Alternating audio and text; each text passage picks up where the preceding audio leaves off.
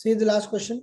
Indian government has recently strengthened the anti-terrorism laws by amending the UAPA, Unlawful Activities Prevention Act 1967 and NIA Act. Analyze the changes in the context of prevailing security environment while discussing the scope and reasons for opposing the UAPA by human rights organization. Again, a very factual question and a question which was very much current affairs oriented in that year, because UAPA was very much in news. Okay, so yeah, give me the inputs for this question. How do you attempt this question? Analyze the changes in the context of prevailing security environment while discussing the scope and reasons. So first define what are the changes in UAPA and NIA Act in a brief way, and then discuss the scope and reasons for why opposing the UAPA by human rights organizations, then give the measures and way forward. That is how this answer has to be written. So tell me, what do you write here? Yeah, list out the important points. Yeah, individual designation as terrorist is one of the changes in UAPA. Okay, agreed. First, give me changes in UAPA and then changes in NIA Act. First, give me the changes. Who wants to answer this?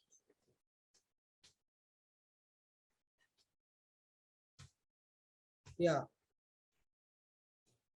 Increase the scope of National Investigation Agency in human trafficking, counterfeit currency, prohibited arms dealing, cyber terrorism.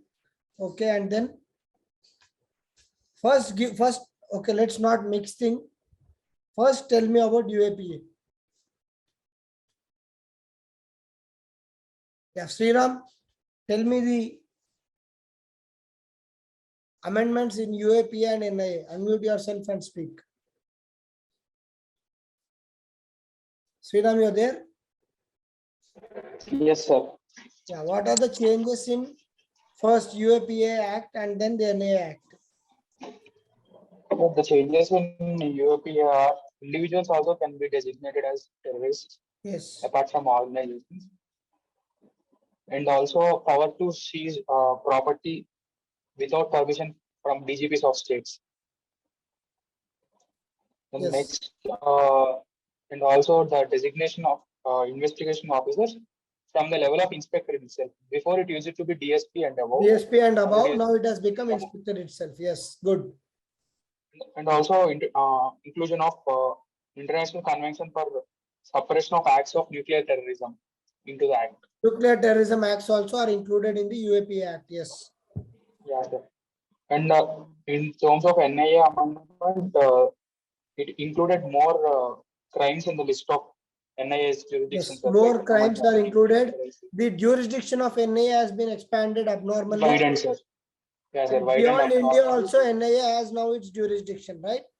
Yes, sir. Yeah, sir. And also constitution of special force if needed. Special forces. That's yes. it, sir. Special courts, sir. Special courts for adjudication. Yes. If needed. So these are the important changes in the UAPA and NIA Act. Okay. Special courts also are permitted if required. So those are the things. Now analyze the changes in the context of prevailing security environment while discussing the scope and reasons for opposing this. So first, give the side heading. The requirement of what is the need for amending these particular acts. Now tell me what is the need for amending these acts. Someone. First, the side heading is the need for amending the acts. Yes, please. Sumant, what are the need for the amendment in these acts? First is the side heading, that why there is a need to amend these acts, and then reasons for opposing this by human organization, and then the conclusion. Yes, sir. Needs are first one. Terrorism has become a competitive industry. Yes, you can use the first question here. Very good. terrorism has become a competitive industry, increase in And terrorist activities. yes, sir. And multidimensional challenges of terrorism. Good. Multi-dimensional Multidimensional. challenges of terrorism, uncertainty, and the way the terrorism is operating. Yes. And Yes, sir. feline attacks. Why individuals are being marked as terrorists instead of organization? Because is increase in the feline attacks. That was the Home Minister. That's what Home Minister told. Yes. Yes, sir. Increase in feline attacks or lone wolf attacks, as they are popularly called. Yes, sir. And then increase in And the money laundering, drug trafficking, and other illegal activities through terrorist channels. yes, sir. Increase in the recruitment through dark web. So all these are posing a really serious challenge to the law and order and internal security of the nation. Hence the cyber terrorism, where it is being done from remote servers across the world, and hence the scope of the NIA has also been increased. So the growing complexity in the terrorist activities is one of the reasons the government has justified for increasing or amending this particular UAPA and NIA. Clear? Yes, sir. Now, reasons for opposing by human rights. Now give the reasons. Next slide heading is the reasons for opposing the UAPA by human rights. So what are the reasons they are giving? Using this as a tool for settling political scores and political vendetta. Basically, it may be used as a political tool to suppress any dissent against the government. Number one. Number two, when you are arresting an individual in the name of terrorist, it is a very serious challenge for him or her to come out and prove himself innocent. It is against the human right and also the constitutional right of right to equality. And there is no clear definition for what constitutes a terrorist attack. Yes, good. Then what else? What are the other objections by the human rights?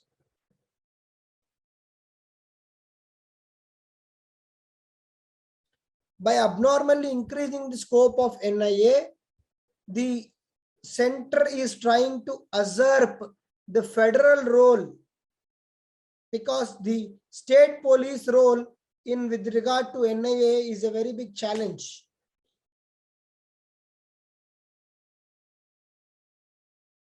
So state police is the one who is responsible for law and order.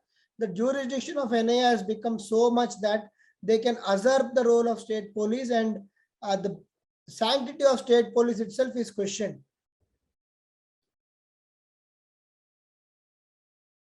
Okay. So all these are the opposition. So what are the measures or way forward? Way forward we can write.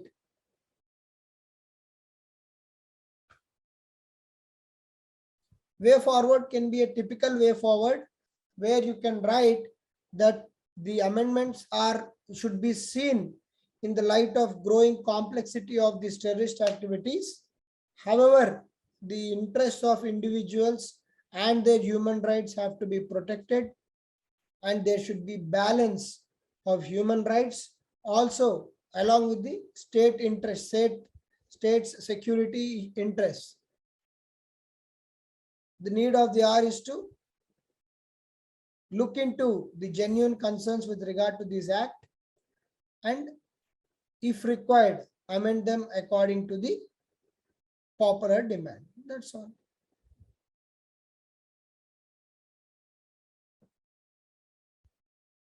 Is it clear? Yes, sir. Who has written this answer?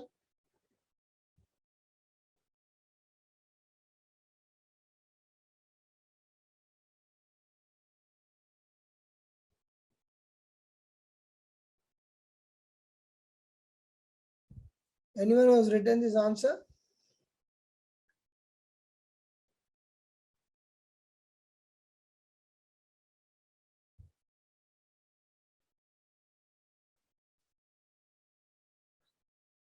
Yeah, focus more on UPA with regard to the opposition and write 1 or 2 examples of NIA also, not an issue.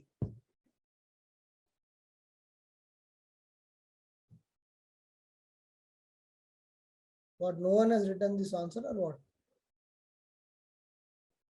Who has written today? Sriram Rajani. Sriram, did you write?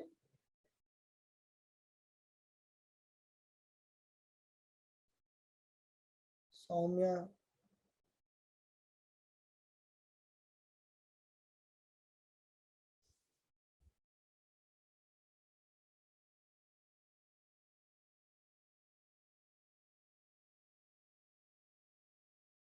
Soumya did not write. Huh? Soumya, you written, na? Why no one is answering when I am asking? No one has written.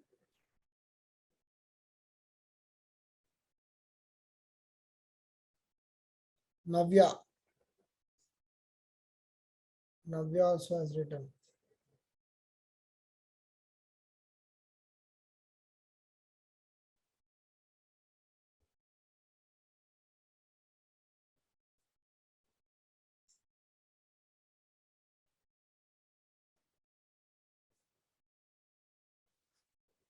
Presentation should increase, Navya. Presentation should be very more. You are writing too many lines, congested. You see, it's very difficult for someone to actually read. So much content you have given. So slide spacing you have to give. Okay, you've written. Yes, provisions you have written.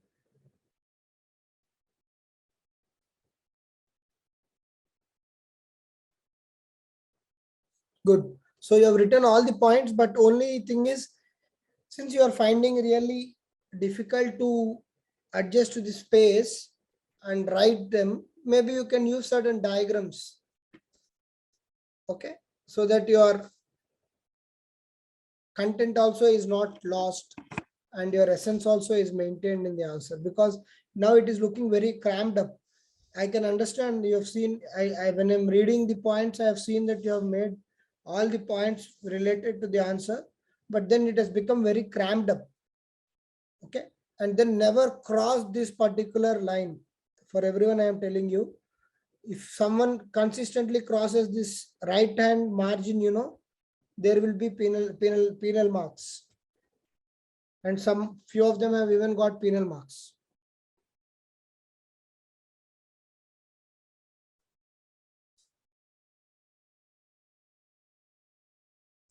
You have tried to bring so much content to this answer. While all the points are relevant, you need to filter out few of them. If you see, you have written almost 300-400 words. Again, that is also one drawback.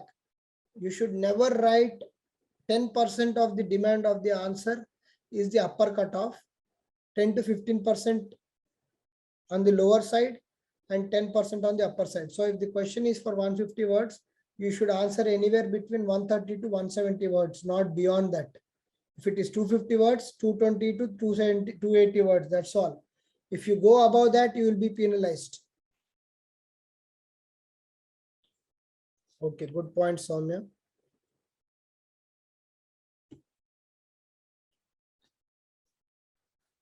You have to write the need for these amendments also. You have missed that part. You write need for the amendments. Yes, curtailing the right to life, police officers of state. Okay, fine, good. Also include certain points which we discussed. Okay.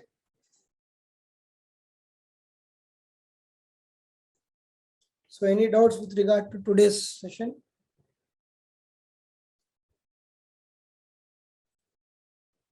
Is it clear? Yes, sir.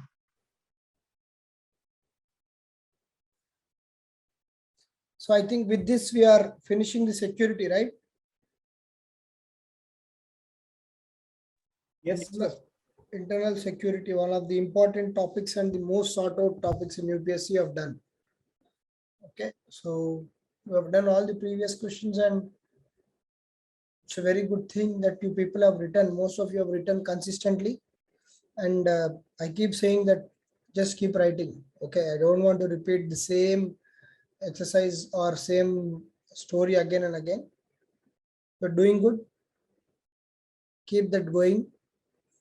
Keep the feedback, whatever feedback I'm giving to you in the class, try to implement them. And as I told you in the last class, you have that 4 or 5 stages of going to the best phase of answer writing. So just evaluate as to which phase you are in there. And now slowly start incorporating the examples. The examples are also something which are really important and which are appreciated by UPSC. So whenever you are making points, try to bring examples. Examples pertaining to the current affairs. Okay. And then try to do new ways of answer writing. And yeah, just try to implement them. Just try new things. Just try to bring the better content to your answer. Read the material, and that's all. So that is my feedback to you.